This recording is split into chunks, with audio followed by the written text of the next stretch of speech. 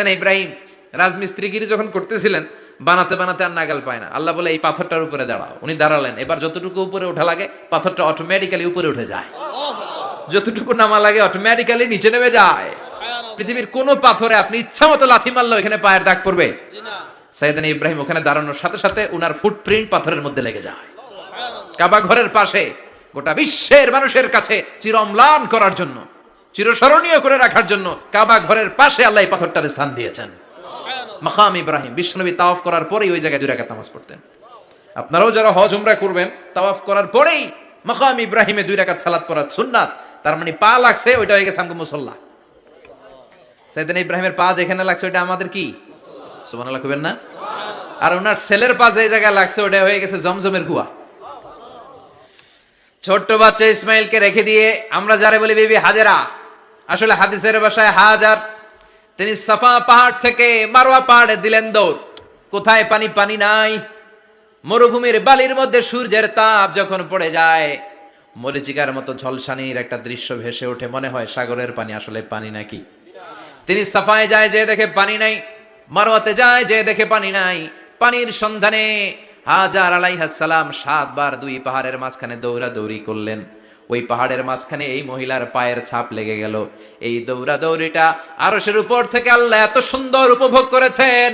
আল্লাহর কাছে এই মহিলার দৌড়াদৌড়িটা এত ভালো লেগেছে, কিয়ামত পর্যন্ত সব হাজীদের জন্য এই জায়গায় দৌড়াদৌড়িটা আল্লাহ ওয়াজিব করে দিয়েছে।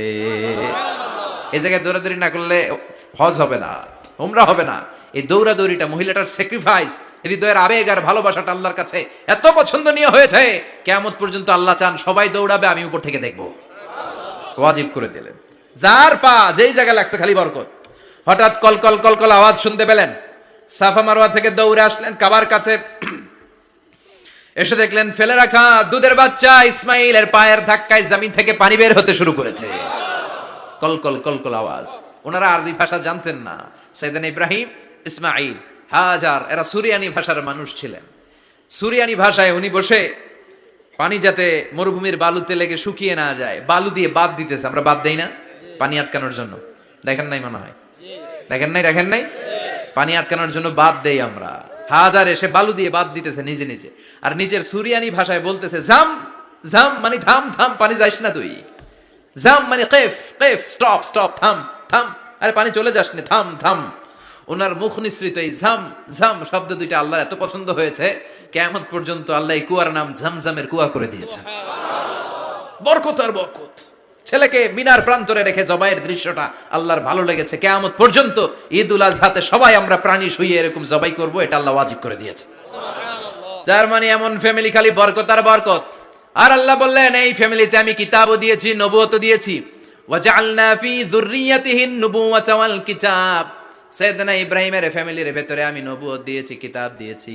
এই পৃথিবীতে যত নবীর নাম আপনি বলবেন সবগুলো সাইয়েদনা ইব্রাহিমের নাতিপুতি। লক্ষাধিক নবী পৃথিবীতে, 5-7 জন ছাড়া। কয়জন ছাড়া? উপরের 5-7 জন ছাড়া যত নবী আপনি নাম বলতে পারবেন, যাদের নাম জানি কিংবা জানি না, সব সাইয়েদনা ইব্রাহিমের বংশধর, ওনার নাতিপুতি। ওনার আল্লাহ 86 বছর বয়সে দিলেন সাইয়েদনা ইসমাইল আলাইহিস সালামকে। ওনার বয়স যখন 100 তখন দিলেন সাইয়েদনা ইসহাক আলাইহিস সালামকে। তাহলে ওনার প্রথম ছেলের নাম? দ্বিতীয় ছেলে? আওয়াজ করে বলেন, প্রথমটা দ্বিতীয়টা ইসহাক। দুর্ভাগ্যজনক হলেও সত্য, ইসমাইলের চেনে কোনো নবী আল্লাহ দেন নাই, কোনো নবী নাই। সব নবী এই চেনে। হাজার হাজার লক্ষাধিক নবী খালি ইসহাকের বংশে নামে। এই বংশে কোনো নবী নাই। আর এই বংশের নবীরা প্রজন্মের পর প্রজন্ম একে অপরকে বলে যায়, সব শেষে কিন্তু একজন নবী আসবে, ওইটা হবে শ্রেষ্ঠ নবী, বিশ্ব নবী। ঠিক কিনা? একের পর এক নবুয়ত আল্লাহ এই চেনে দিলেন। ইসহাকের চেইনে, সাইয়েদনা ইসমাইলের চেইনে কোনো নবী নাই। এত নবী এখানে এসেছে, এরা ভেবেই নিয়েছে ওই যে শেষ নবী, যেটা শ্রেষ্ঠ নবী, এটাও এখানেই আসবে। কিন্তু আস্তে আস্তে হাজার হাজার লক্ষাধিক নবী আল্লাহ এইখানে পাঠিয়ে সাইয়েদনা ঈসা আলাইহিস সালামের পরে আল্লাহ স্টপ মেরে দিলেন। স্টপ মেরে দিয়ে 570 বছর পরে শ্রেষ্ঠ নবীটারে আল্লাহ এই চেনে পাঠিয়ে দিলেন। এজন্য আমরা হচ্ছি বানি ইসমাইল। আমরা কি? বিশ্বনবী হচ্ছেন বানি ইসমাইল, বিশ্বনবী কি? আর এরা হচ্ছেন বানি Israil. Changing the leadership from বানি ইসরাইল টু বানি ইসমাইল। এজন্য অহংকারীদের পরিণাম শুভ হয় না। এরা নবী পেতে পেতে এই প্রজন্ম অহংকারী হয়ে উঠেছিল আর গালি দিচ্ছিল এই চেইনটা আটকুরা চেইন, নবী আসার দিক থেকে এই চেইনে কোনো নবী নাই, সব নবী এই চেইনে আমরা পাই, আর শ্রেষ্ঠ যে নবীটা আসবে সেটাও এই চেইনে আসবে। আল্লাহ কয় না, আমি খেলা উল্টায় দিব, সব নবী এখানে পাঠালেও শেষ নবী আমি এখানে পাঠাবো না। শেষ নবী আল্লাহ তাআলা সাইয়েদনা ইসমাইলের চেইনে পাঠিয়ে দিয়েছেন। চিৎকার করে পড়েন আল্লাহু আকবার। পৃথিবীর সর্বশ্রেষ্ঠ তিনটা ধর্ম, ইহুদিবাদ, খ্রিস্টবাদ আর ইসলাম, এই তিন ধর্মের উৎপত্তি হচ্ছে সাইয়েদনা ইব্রাহিম থেকে। এজন্য এই তিনটা ধর্মকে একসাথে বলে অ্যাব্রাহামেটিক ফেইথ। কম্পারেটিভ রিলিজিয়ান, তুলনামূলক ধর্মতত্ত্ব নিয়ে যাদের পড়াশোনা আছে তারা জানবেন এই তিনটা ধর্মই আল্লাহর দেয়া, কিন্তু ইহুদিবাদ আর খ্রিস্টবাদ আল্লাহর দেয়া শরীয়তের উপর চলতে পারে নাই, শুধু চলতে পেরেছে ইসলাম। চিল্লা এখন ঠিক কিনা? এই জন্য প্রতি নামাজে আমরা বলি গায়রিল মাগদুবি আলাইহিম ওয়ালাদ-দাল্লিন। ও আল্লাহ, যারা মাগদুব মানে ইহুদিরা, তাদের পথে আমরা হাঁটতে চাই না। আবার যারা দল্লিন পথভ্রষ্ট খ্রিস্টানদের পথেও আমরা হাঁটতে চাই না, আমরা হাঁটতে চাই ইসলামের পথে। ঠিক কিনা? আমরা যদি হাঁটতে যেয়ে পথ ভুলে যাই, পথ দেখিয়ে দেয় কে? আমি যদি কোনো দিন পথ ভুলে যাই, হাতছানি দিয়ে কাছে নিও, মমতার বন্ধনে আমায় বেঁধে সব ভুল ক্ষমা করে দিও। চিল্লায় পড়েন আমিন। আল্লাহ বললেন ওয়াজআলনা ফি যুররিয়াতিহিন নুবুওয়াতা ওয়াল কিতাব। আমি সাইয়েদনা ইব্রাহিমের বংশের মধ্যে নবুয়ত দিয়েছি, কিতাবও দিয়েছি। সাইয়েদনা ইব্রাহিম আলাইহিস সালামের উপর কিতাব আছে না নাই? কি নাম কিতাবের? সুহুফ ইব্রাহিম। কোরআনে নাই? আছে না নাই? ইন্না হাযা লাফিস সুহুফিল উলা সুহুফি ইব্রাহিম ওয়া মূসা। সুবহানাল্লাহ পড়েন। অনেক আল্লাহ কিতাব দিয়েছে, নবুয়ত দিয়েছে, সব নবীদের বাবা বানিয়েছে। ওনার উপাধি হচ্ছে আবুল আম্বিয়া। আবার ওনার নামে আল্লাহর কোরআনের ভেতরে 114 সূরার একটা সূরা আছে না নাই? আছে। সূরাটার নাম সবাই কোন? আলিফ লাম রা। কিতাবুন আনজালনাহু ইলাইকা লিতুখরিজান নাসা মিনাজ যুলুমাতি ইলান নূর। সুবহানাল্লাহ পড়েন। সূরা ইব্রাহিম আলিফ লাম রা কিতাবুন আনজালনাহু ইলাইকা। ওই নবীর নামে কোরআনের ভিতরে সূরা দিয়েছে কে? আল্লাহ। আবার আল্লাহ বললেন গোলাম জেনে রাখো উনি তোমাদেরকে মুসলমান নামকরণ করেছেন, তাই ইসলামে যারা অন্তর্ভুক্ত হবে সব মুসলমানদের পিতা আমি আল্লাহ তারা নির্বাচিত করেছি। মিল্লাত আবিকুম ইব্রাহিম হুয়া সাম্মাকুমুল মুসলিমিন। আওয়াজ করে বলেন মুসলিম জাতির পিতার নাম কি?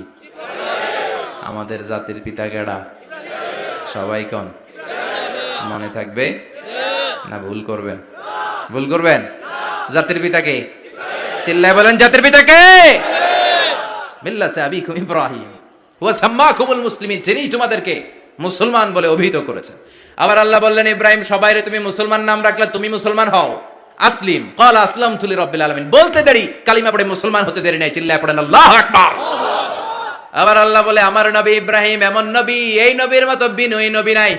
ইন্না ইব্রাহিম লাহালিমুন আওয়াহুম মুনীব।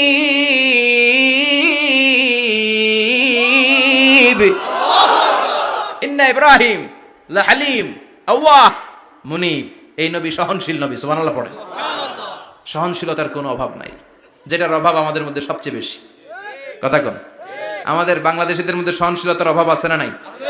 নিজে যেই দল করি এটাই ভালো, বাকি সব কালা। আছে না নাই? আমি তাবলীগ করি তো আমি ভালো, বাকি সব বাতিল। আমি জামাত ইসলাম করি তো আমি হক, বাকি সব বাতিল। আমি আহলে হাদিস তো আমি সেরা, আমার মতো সেরা কেউ নাই। এরকম অসহনশীল মানসিকতা আছে না নাই? নিজে যেটা বুঝি এটাই ভালো, বাকিরা কেউ ভালো না, বাকি কেউ ভালো না। আহা কি ভয়ঙ্কর অবস্থা। কিন্তু সাইয়েদনা ইব্রাহিমের অভ্যাস এটা ছিল না, উনি সহনশীল ছিলেন। আমাদের বাংলাদেশে দেখেন কত ইসলামিক দল, কত পীরের মুরিদ, কত পীর। এই দেশে যত পীর, অনেক দেশে জনগণ এত নাই। কথা কন? এত পীর এই দেশে, অনেক দেশের জনসংখ্যাও এত না। এক ইসলাম, এক কোরআন, এক নবী, তারপরে গুতাগুতি আছে না নাই? কেউ কাউরে দেখতে পারে না, ঠেলাঠেলি। হ্যাঁ, এ কাফের, তুই কাফের, তোর নানা কাফের, তোর 14 গোষ্ঠী কাফের, তোর পীর সাহেব কাফের। আছে না নাই? কয় আমার পীর সাহেব কাফের হলে তোর পীর সাহেবের 14 গোষ্ঠী কাফের। ওই কাফের মরলে যেখানে কবর দেয়া হবে, ওই কবরের উপরে যে ঘাস উঠবে, ওই ঘাস যে গরু খাবে, ওই গরুর দুধ যে খাবে, ওইটাও কাফের। কথা কন? আছে না নাই? কেউ কারো ভালো সহ্য করতে পারে না। একজন বলছিল, ভাই এই বাংলাদেশের জাতীয় খেলা হাডুডু হইলো কেন? আমাদের জাতীয় খেলার নাম কথা কন, দেখছেন একটা সামনে যাইতে চাইলে বাকি সবাই ঠ্যাং ধরে নিচের দিকে নামে, আছে না নাই? সামনে যেতেই দিবে না, ভালো কাজ করতেই দিবে না, কারো ভালোটা কেউ সহ্য করে না। উপরের দিকে উঠতে চাইলে ঠ্যাং ধরে ওইটারে নামায়। এজন্য আমাদের জাতীয় খেলা হাডুডু। কথা বলেন। আল্লাহ বললেন সাইয়েদনা ইব্রাহিমের চরিত্র কিন্তু এমন ছিল না। ইন্না ইব্রাহিম আলা হালিমুন আওয়াহুম মুনিব। আমার ইব্রাহিম ছিল সহনশীল। আল্লাহু আকবার। আমাদের বাংলাদেশীদের এখন সবচেয়ে বেশি দরকার এটা, সহনশীলতা। আমরা অযাচিত মন্তব্য করতে দ্বিধাবোধ করি না, কমেন্টস করতে দ্বিধাবোধ করি না। ফেসবুকে ইউটিউবে কমেন্টস আছে না নাই? আহা, কার ব্যাপারে তুমি কমেন্টস করো, কি বিষয়ে কমেন্টস করো, ওই বিষয়ে আদৌ তোমার ধারণা আছে কিনা, পড়াশোনা আছে কিনা, তুমি ওইটাতে স্পেশালিস্ট কিনা, কোনো ধারণা, ইচ্ছে মতো কমেন্ট আছে না নাই? ইচ্ছে মতো মন্তব্য, একে অপরের প্রতি হিংসা, কোনো ভালোবাসা নাই, মহব্বত নাই। এক নবীর উম্মত, এক লা ইলাহার পতাকার তলে আমরা দাঁড়িয়ে, চিল্লায় বলেন ঠিক কিনা? তারপরে গুতাগুতি, কিলাকিলি, কেউ কাউরে দেখতে পারে না। আল্লাহ তুমি হেফাজত করো, আমাদের মধ্যে তুমি ঐক্য তৈরি করে দাও, হিংসা জিঘাংসা তুমি হৃদয় থেকে দূর করে দাও। আবার আল্লাহ বললেন ইন্না ইব্রাহিম কানা উম্মাতান ওয়াহিদা। আমার খলিল ইব্রাহিম শুধু সহনশীল নয়, আমার খলিল ইব্রাহিম একাই একটা উম্মত। এটা একটা কথা হইলো, একা একটা উম্মত হইতে পারে? আমরা সবাই উম্মত, কোটি কোটি মানুষ, ফলে বিশ্বনবীর উম্মত, উম্মতে মুহাম্মাদে, ঠিক কিনা? একজন কি একটা উম্মত হইতে পারে? আল্লাহ বলেন ইব্রাহিম এমন নবী, একাই একটা উম্মত। সুবহানাল্লাহ পড়েন। ইন্না ইব্রাহিম কানা উম্মা ওয়াহিদার, কারণ উনি যখন জমিনে ছিলেন একটা লোক আল্লাহর নাম নেয়ার মতো ছিল না, সব ছিল মুশরিক। উনি ছাড়া সব মুশরিক। উনি ছিলেন মুওয়াহিদ, তাওহীদের পক্ষে। উনি ছাড়া পৃথিবীতে তখন যারা ছিল সব ছিল তাওহীদের বিপক্ষে, মানে মুশরিক। আল্লাহ বুঝাতে চাইলেন পুরো মুশরিক গোষ্ঠী একটা উম্মত, আমার ইব্রাহিম খলিল একাই আরেক উম্মত। ইন্না ইব্রাহিম কানা উম্মাতান ওয়াহিদা। সাইয়েদনা ইব্রাহিমের সময়কালে মুসলমান বলতে কেউ ছিল না, উনি একা ছাড়া। তার মানে গোটা বিশ্বের সব মুশরিক মিলে একা একটা উম্মত, সাইয়েদনা ইব্রাহিম নিজে নিজে একটা উম্মত। কি পরীক্ষা করে, কিভাবে আল্লাহ ওনারে উত্তীর্ণ করেছেন। এজন্য খুশি হয়ে আল্লাহ ওনারে খালিল উপাধি দিয়েছেন। কথা কন, ওনার কিছু উপাধি আছে, একটা হচ্ছে সিদ্দিক। কি উপাধি? আমাদের অনেকের নাম আছে না? এদিকে আছে সিদ্দিক নামে কেউ? মাশাআল্লাহ আছে তো। সিদ্দিক মানে কি জানেন? হ্যাঁ, কথা কন। সত্যবাদী, শুধু সত্যবাদী না, সত্য প্রকাশে, সত্য গ্রহণে, সত্যের ব্যাপারে আপোষহীন, কোনো আপোষ করে না। চিল্লা এখন ঠিক কিনা? বিশ্বনবী মেরাজে গেলেন, মেরাজ থেকে ফিরে আসলেন। বিশ্বনবী বর্ণনা করলেন, আমি বাইতুল মাকদাস দেখেছি মাঝরাতে, লক্ষাধিক নবীকে নিয়ে নামাজের ইমামতি করেছি, 7 আকাশ দেখেছি, আল্লাহর আরশ দেখেছি, আল্লাহর সাথে কথা বলেছি। আবার ফজরের আগেই মক্কায় ফিরে এসে